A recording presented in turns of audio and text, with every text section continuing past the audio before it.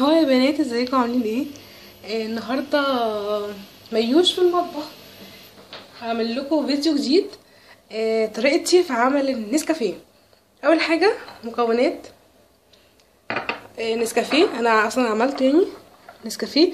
ده نسكافيه صغير، الباكو صغير، وكوبايه. تحطي النسكافيه ده في كوبايه، هتتملى. بعد كده تحطيه في الخلاط. بعد كده تملي نفس الكوبايه سكر وتحطيها برضو في الخلاط. بعد كده تحطي نفس الكوبايه ونفس المقدار النسكافيه والسكر ميه، تحطيهم في الخلاط، تضربيهم جامد، تطفي الخلاط وشغليه تاني لحد ما يتكون عندك النسكافيه اللي انا لسه عاملاه دلوقتي. هو ده هوريهولكوا لحد ما يبقى عامل زي كريم شانتيه. يا رب يكون بس واضح. هو ده تحطيه في التلاجة. هيبقى بعد كده اجمد. هو دلوقتي لسه معمول. سهل جدا، انا بعمله سهل جدا ان انتي تعملي منه في اي وقت، بدل في بنات يقعدوا يمسكوا المعلقه والنسكافيه والسكر ويضربوا في الكوبايه. ده بيعمل وش كريمي جدا جدا جدا، حلو جدا. يسهل عليكي لما يكون عندك ضيوف.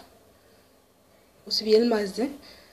لما يكون عندك صحابك، نسكافيه سريع جدا، تاخدي بس منه معلقه صغيره، حبه قد كده، قد دول كده،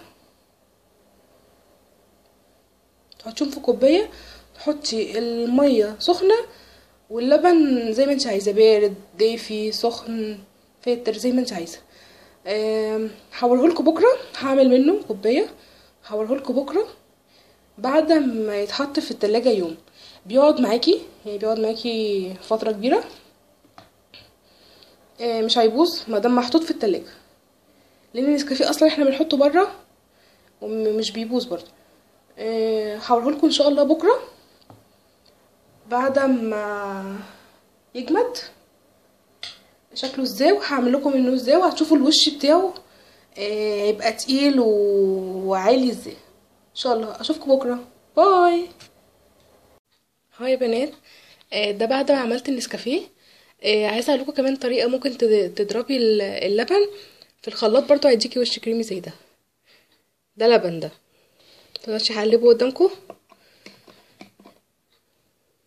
بصوا، واو، يعني بصوا الوش قد ايه. انا عملت في الكوبايه شفافه زي دي عشان اوريكم بس الوش قد ايه. الكوبايه